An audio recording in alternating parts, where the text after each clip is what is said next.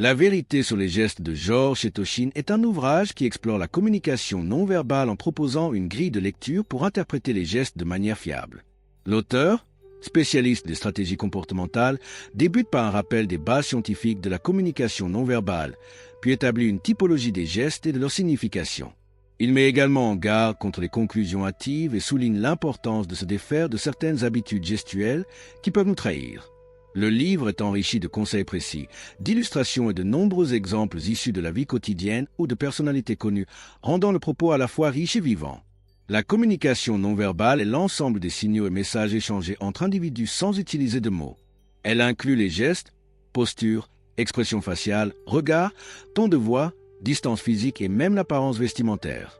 Elle joue un rôle essentiel dans les interactions humaines, car plus de 90% de la communication serait non verbale, selon certaines études en psychologie.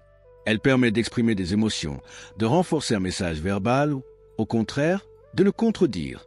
Les principaux éléments de la communication non verbale. 1. Les expressions faciales, sourire, froncement de sourcils, grimace, etc. 2. Le regard, contact visuel, évitement du regard, clignement, dilatation des pupilles. 3. La gestuelle, mouvement des mains, bras croisés, hochement de tête.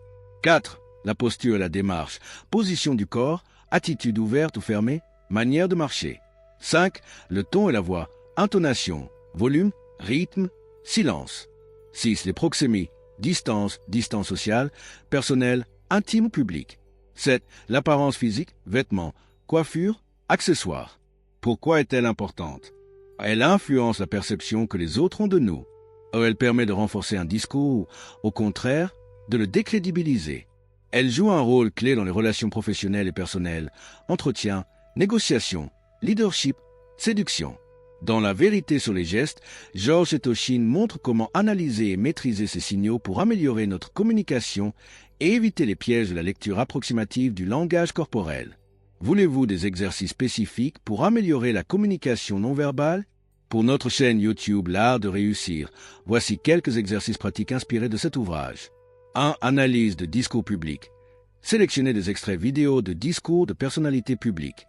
Observez et décryptez leurs gestes, postures et expressions faciales. Identifiez les gestes qui renforcent leur message et ceux qui peuvent le contredire. 2. Jeu des émotions. Enregistrez-vous ou vos collaborateurs en train d'exprimer différentes émotions uniquement par le langage corporel, sans parole. Demandez ensuite à votre audience de deviner l'émotion représentée, ce qui permettra de sensibiliser à l'importance des gestes dans la communication. 3. Correction des mauvaises habitudes gestuelles. Identifiez des gestes parasites courants, comme se toucher le visage, croiser les bras, etc. et proposer des techniques pour les corriger. Montrez des avant et après pour illustrer l'impact de ces changements sur la perception par autrui. 4. Atelier de synchronisation. En duo, pratiquez des exercices où l'un doit imiter les gestes de l'autre en temps réel. Cet exercice développe l'écoute active et la synchronisation non verbale, essentielle pour une communication efficace. 5. Étude de cas. Présentez des situations concrètes où le langage corporel a joué un rôle crucial, par exemple lors de négociations ou d'entretiens.